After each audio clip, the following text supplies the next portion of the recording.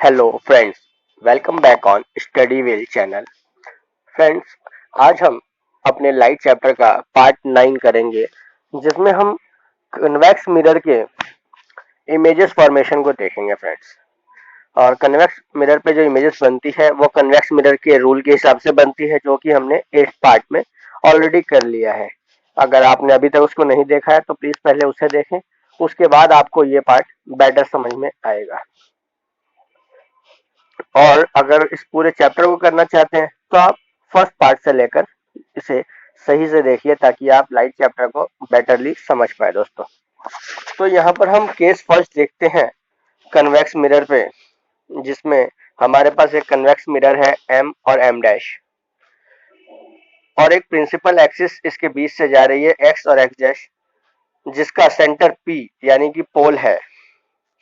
इसमें हम case first देख रहे हैं कि when object anywhere between P and infinity, यानी कि जो हमारा पी पॉइंट है पोल, उससे और इंफिनिटी के बीच में किसी जगह पे ऑब्जेक्ट है। ऑब्जेक्ट को आप ए और बी से देख सकते हैं, वहां पर ऑब्जेक्ट रखा हुआ है। अब आप इसमें देखेंगे डायग्राम में कि जैसे ही object A dash I am so sorry A and B हमारे मिरर के पास रखा है, तो उसकी एक इमेज जाती है कहां पर, मिरर पर। और टकराने के बाद, जैसा कि कन्वेक्स मिरर का नेचर डाइवर्जिंग होता है, मैंने आपको पहले भी बता रखा है ये, तो डाइवर्ज होकर ई पोजीशन पे चली जाती है। जहां पर टकराती है हम उसे डी पॉइंट दे सकते हैं। शायद थोड़ा छोटा है तो आपको दिख ना पाए, लेकिन वो डी पोजीशन है जहां से टकराई है और टकरा के डाइवर्ज हुई है दोस्तों। लेकिन कन्वेक्स मिरर के केस में जो इमेज होती है वो बिहाइंड द मिरर बनती है, तो इसमें भी और वर्चुअल बनती है। डॉटेड लाइन से हम क्या दिखाते हैं, वर्चुअल। तो आप देखेंगे एक रे जाती है सी को काटती हुई, और एक जो डाइवर्जिंग हुई है उसको हम एक्सटेंड करते हैं तो वो आती है, और कहीं एफ और पी के बीच में ये दोनों रेस एक दूसरे को काटती है, और जहां पर ये काटेंगी वहीं पर क्या होगा, वहीं पर इमेज बन जाएगी। तो हमने इमेज को जी डैश और जी से दर्शा रखा है। तो केस फर्स्ट के लिए इमेज फॉर्म्ड होगी between P and F. First ये है, उसमें बिहाइंड द मिरर भी आप लिख सकते हैं दोस्तों, जो मैंने यहाँ पर लिखा नहीं है। सेकंड होगी डिमिनाइज, वो छोटी होगी दोस्तों। और तीसरा है वर्चुअल। वर्चुअल मतलब आभासी, ये हमने आभास किया है, ये रियलिटी में नहीं बना है। एंड इरेक्ट यानी सीधी, उल्टी नहीं, सीधी। तो ये केस फर्स्ट है, जिसमें हम देख चुके हैं कि इमेज कहां पर बन रही है। अब कॉन्वेक्स मिरर का सेकंड केस और आखिरी केस हम देखते हैं दोस्तों।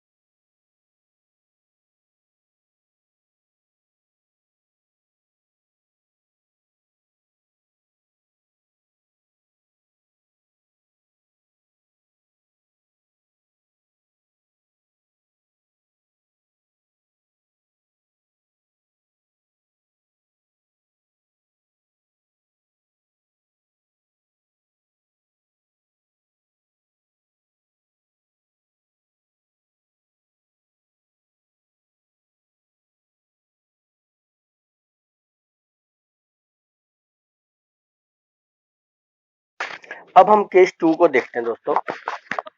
इस केस के अंदर आप लोग देखोगे कि व्हेन ऑब्जेक्ट एट इंफिनिटी, यानी कि जो ऑब्जेक्ट है वो कहीं इंफिनिटी पर है, यानी हमें भी नहीं पता वो कहाँ पर है। वो इंफिनिटी से फोकस कर रहा है किस पर, हमारे कन्वेक्स मिरर के ऊपर। और यहाँ पर आप देखोगे एक ए और एक बी रे इंफिनिटी से कहीं पर आती हैं और एक पोजीशन पर टकराती हैं कन्वेक्स मिरर के। जहाँ पर ये टकरा रही है, एक तो पोल पी से टकरा रही है और एक इसके ऊपर टकरा रही है, जिसको मैंने नाम नहीं दिया है। आप चाहें तो जहाँ पर ये टैकल कर रही है उसे कुछ भी नाम दे सकते हैं, कोई भी अल्फ़ाबेट। तो अपने डाइवर्जिंग नेचर की वजह से जो ए रे है वो डाइवर्ज होके एक्स पोजीशन पे जाती है और बी जो रे है वो डाइवर्ज होके वाई पोजीशन पे चली जाती है। लेकिन जैसा कि आपको पता है कन्वेक्स मिरर के अंदर वर्चुअल इमेज बनती है जो कि बिहाइंड द मिरर होती है। तो वर्चुअली हम दोनों रे को आगे की तरफ डॉटेड लाइन में बढ़ाते हैं, और जब हम उसे बढ़ाते हैं तो हम देखते हैं कि ये जाके आगे फोकस पे मीट कर जाती है, बहुत ही छोटी सी। तो इसीलिए the image will be formed, यानी कि इमेज बनेगी कहाँ पर, पहला behind the mirror at focus, mirror के पीछे बनेगी हमेशा ही। दो दो ही केस हैं और दोनों ही केस में सेम होगा, मिरर के पीछे बनेगी लेकिन पोजीशन क्या होगी इस बार, फोकस। और दूसरा हाईली डिमिनाइज्ड, बहुत छोटी सी बनेगी दोस्तों। और थर्ड है वर्चुअल एंड इरेक्ट, वर्चुअल यानी आभासी तो बनती ही है कन्वेक्स मिरर में, और इरेक्ट यानी सीधी बनेगी। ऐसा नहीं है कि वो नीचे जाके उल्टी बन जाएगी, ये सीधी बनेगी दोस्तों। यहाँ पर दोस्तों कन्वेक्स मिरर के केस खत्म होते हैं, इमेज फॉर्मेशन के ओनली दो ही केस हैं जो कि उसी रूल पर बेस्ड हैं जो कि हमने पढ़े थे, और इमेज फॉर्मेशन यहाँ पर हम ओवर करते हैं। अब हम देखते हैं कि कन्वेक्स मिरर के यूजेस क्या क्या होते हैं दोस्तों। यूजेस भी आपको एग्जामिनेशंस में आते हैं। बाकी मिरर फॉर्मेशन का यहाँ पर ओवर हो चुका है। चलिए देखते हैं कि कन्वेक्स मिरर के यूजेस क्या क्या होते हैं दोस्तों।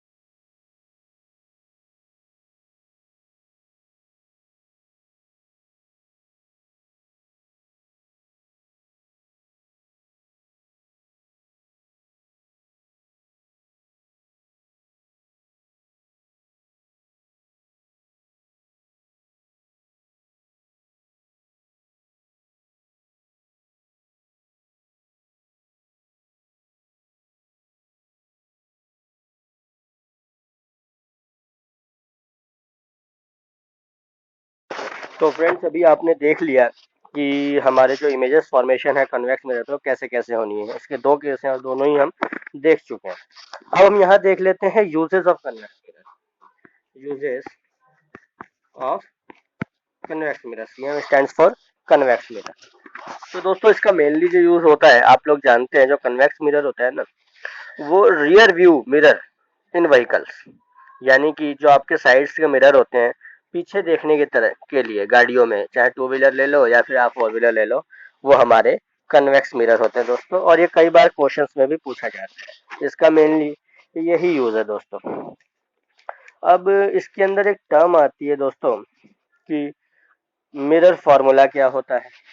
तो मैं आपको ये भी बता देता हूँ कि मिरर फार्मूला क्या होता है दोस्तों। एक्चुअली मिरर फार्मूला जो होता है वो होता है 1/f is equal to 1/u plus में 1/v। यहाँ पर आप लोग अच्छी तरह जानते हैं, ये फॉर्मूला आप देख लीजिए, इसे आप नोट कर सकते हैं। यहाँ पर जो f होता है वो होता है फोकल लेंथ। क्या होता है? Focal length.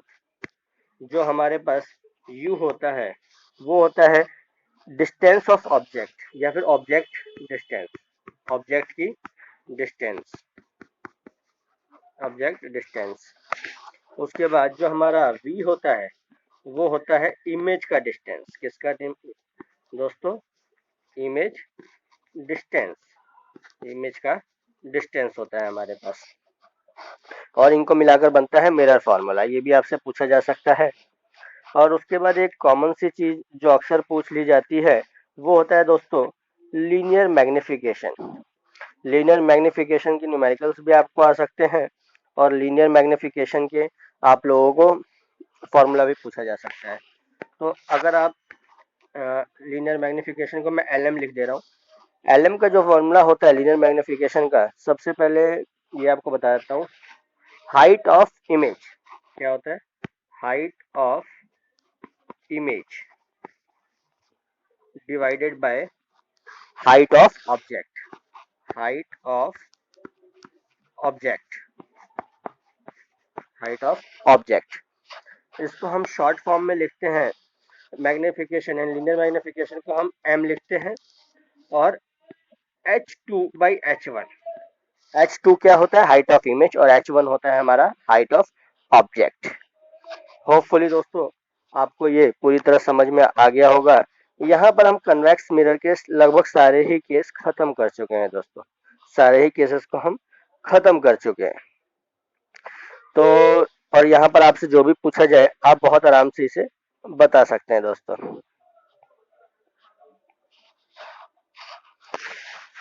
तो दोस्तों इसके आगे अगर आप हम अगले जो हमारा 10th पार्ट आएगा, 10th हमारा, इसमें हम आगे बात करेंगे रिफ्रैक्शन की, और हम इस चैप्टर को आगे बढ़ाएंगे।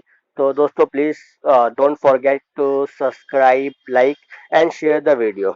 और आप इस वीडियो को अगर पूरी तरह से देखना चाहते हैं, चैप्टर को समझना चाहते हैं, तो आप इसको पार्ट फर्स्ट से देखें, आप बहुत अच्छी तरह समझ जाएंगे। थैंक यू सो मच दोस्तों, बाय बाय, जय हिंद।